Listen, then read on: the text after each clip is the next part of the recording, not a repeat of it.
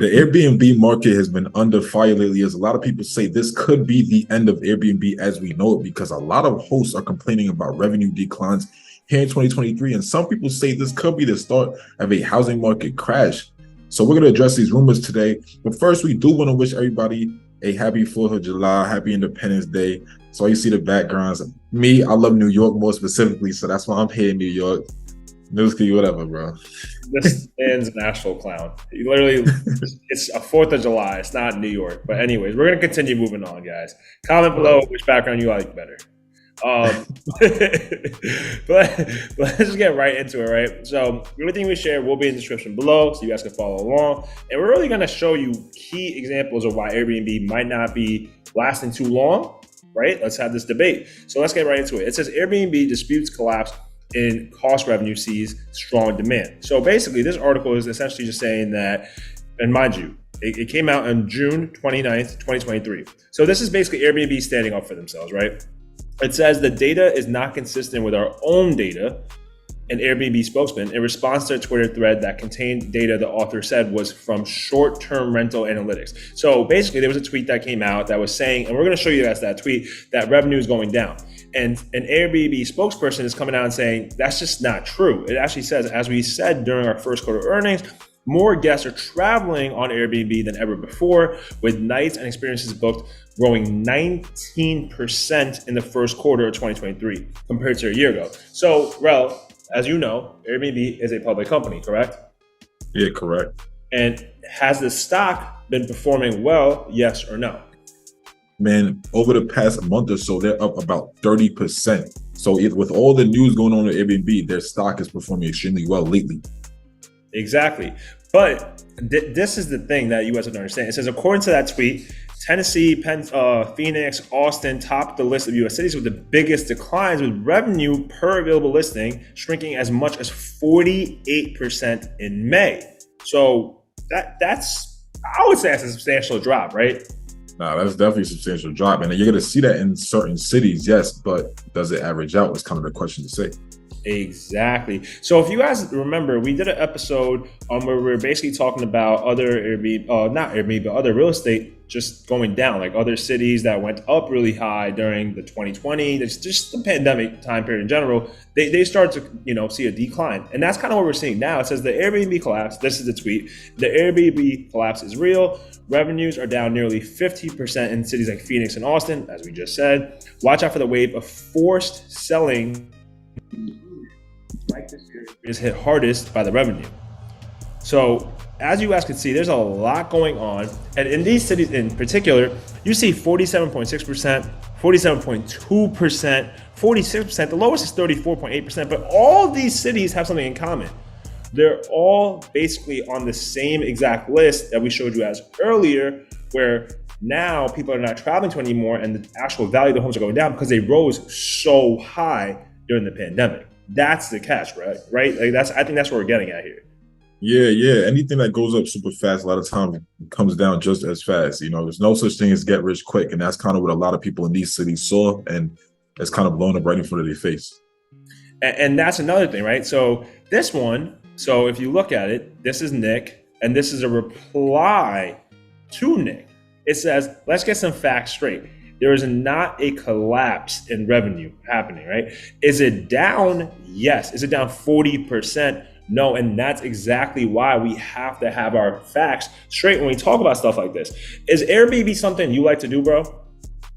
Personally, no, but I know a lot of people that do, yes. Exactly. I personally like to stay away from Airbnb myself now because it is getting expensive, but doesn't mean that other people are not going to. I think the popular cities, yes, they're seeing declines, but here's the thing that I want to show you guys. So we looked up basically New York City on Airbnb, July 7th to July 9th, 2 guests, the regular stuff. So as you see, 195, 233, 198, et cetera, right? So what we did was we actually tested this out. So we said, let's go check out a price. So this is 177. Mind you, bro, we're getting a discount.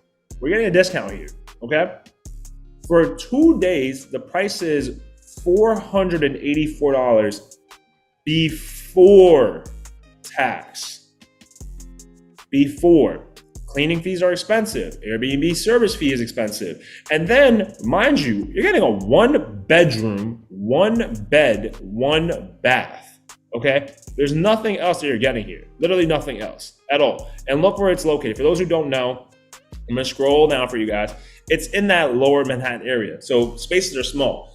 We did another test here with another Airbnb, $108 a night, the same exact dates, $582, bro, before tax. I'm just weak because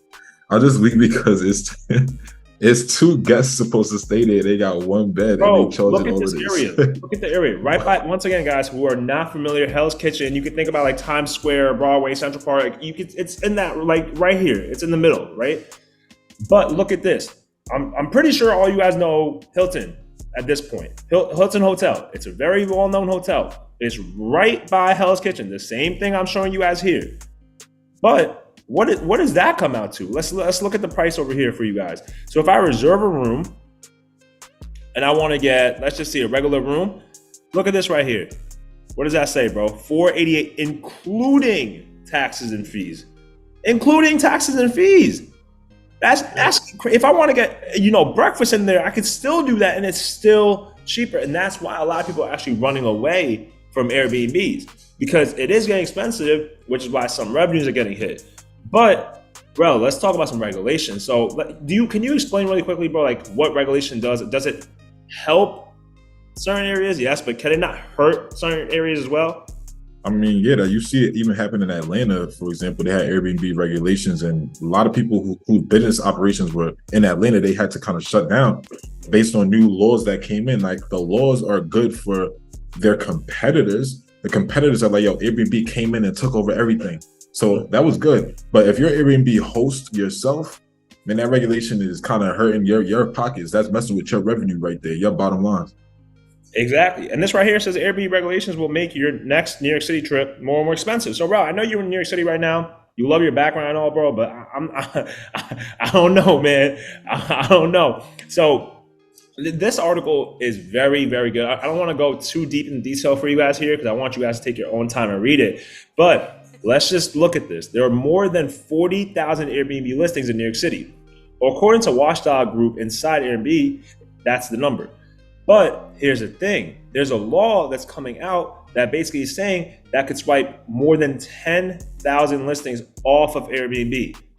And that's just local, y'all. That's just local. There's other laws that are all out there. And it even says it, that listing platforms like Airbnb and Vrbo would then have to verify the numbers before listing a home and processing payments for that listing. Failing to comply with the new measures means a host could end up owing the city between $1,000 to $5,000 in penalty fees, which means there's laws that require you to adhere to their policies. If you don't adhere to them, then you end up paying a penalty fee. Here's another thing.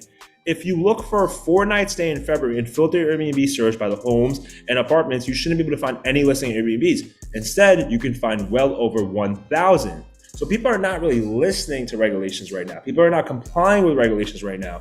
And that's why people are struggling when it comes to Airbnb. And I don't want to go through this whole article, but I definitely suggest you give this a good read because it's going to show you that, is this model that they're following right now for business, is this sustainable? Is it going to make sense? Is it going to last? So let's talk about that, bro. Yeah, so that kind of leads me into saying, like, will this industry crash? I think Airbnb industry is going to take a hit, and it's really just based on the fact that there's a lot of competition out there as well, which is kind of why people are seeing revenue declines. It's the overwhelming competition, and on top of that, when there's competition now, everyone is like pushing prices up as well. And so it's tough, I ain't gonna lie, but at the same time, some people are saying that this is gonna cause a housing market crash, like the destruction of Airbnb, and that is just not true. And I have a couple notes here. So even when it comes to the housing market crash, I have here that in 2010, when they had foreclosures come into the market, back then, we all know about the real estate crash back then, there was 2.9 million foreclosures. When it comes to the short-term rental market, there's only 1.2 million housing units in the first place. And not all of them are going to shut down. So there's literally less houses even possible to shut down or to foreclose than actually foreclosed back then, like way less. Mm-hmm. And when the regulation comes, not everybody's going to just shut down shop. And not everybody also has their house as strictly Airbnb. Some people use Airbnb as like a side revenue in the overall housing structure. Even if one side is long-term rental and another side is short-term rental and things like that. Some people have it in different business structures. So I don't, not everybody's going to just shut down operation. The Airbnb is dead. That's not going to happen to everybody. So it's not going to put a dent into the housing market. That is not the thing that's going to trigger a housing market crash at all. Yeah. So I think one of the things you point out is really dope, because there are definitely people who use their home and they'll be like, oh, we'll rent out the bottom half for Airbnb, or rent out the top half, or however they want to structure it. Or they might have a multifamily, right? Like one unit's going to be for the family, one unit's going to be for the Airbnb. A lot of people do that, which helps because a lot of people are actually leaving the long-term rental for the short-term rental, because obviously you make more money. Yes, it's more risk, but you make more money. Now, this is the thing. Is it going to cause a housing crash? Honestly, I don't think so. To be honest with you, I don't think so either, because at the end of the day, one thing I think we should consider is equity being built in these homes, because if people bought the home and Airbnb, especially during short term, they're making way more money than long term. So if people who don't know, long term is like the regular tenants that you have that stay for like 12 months and you keep on re-signing their lease, et cetera, et cetera. Short term is like 1 to 2 days, right? And they just come and go. So they're paying you heavier amounts, which means not only are you able to pay off your mortgage, you're able to keep extra money in, and say you put that money back into the house to fix the house, say you put that money back into the house to just pay off your mortgage quicker, you have equity in the house as well. So just because, revenue is going down doesn't mean you're not making money. It just means you're not making as much money. So I think that's something to consider as well. So I don't think it leads to a housing market crash. I think some hosts are probably going to end up leaving Airbnb because maybe they weren't good hosts in the first place. That's another thing you think about. I do Turo, right? So I understand that model. Some people want to get off because at the end of the day, you might not be a good host. But if I know I'm a good host and I can survive, I'm good. So that might even help the business, because now you're actually getting quality hosts rather than just everyone who wants to own a home and follow a random model. Yeah, no, I completely agree with you, bro. Like I think it's kind of dragged. Like Airbnb, bro, at the end of the day, if you bought correctly, something that you were advised to do is buy something that if things went bad with Airbnb, you could always transfer it over to a long-term rental space. And so a lot of people will do that. Like if they really are not seeing the revenue that they want, you could always just transform your unit into a long-term space and rent somebody out for a full year like a standard landlord would do. So you should have that backup plan regardless. To think that everybody in the Airbnb space is just going to dump their Airbnbs and it's just going to be destroyed, that's not true. And even the data is showing that that's not even necessarily what's happening. There are revenue declines, but we have to keep in mind that revenue was at all-time highs last year. All-time highs. So they've come down off of all-time highs. That doesn't mean it's doing bad. It's actually still doing well. So don't believe all the rumors you hear. Some people, like we said, in certain cities, they're getting hit. But once again, they were at super sky high record highs. So it's only right for it to come back down to size, but it's still sustainable.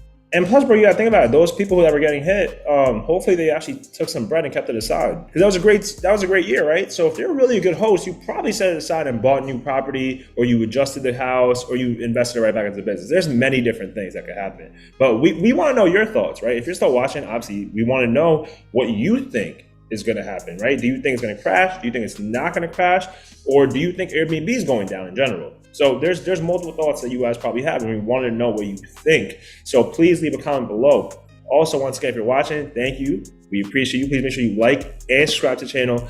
Plus, hit that little notification bell because we drop 2 videos a week. You don't want to miss them. We dropped a fire episode on Monday. Make sure you check that one out. Hopefully you enjoyed your 4th of July weekend, but we'll catch you on Monday. Until then, peace. Peace. Soundstripe.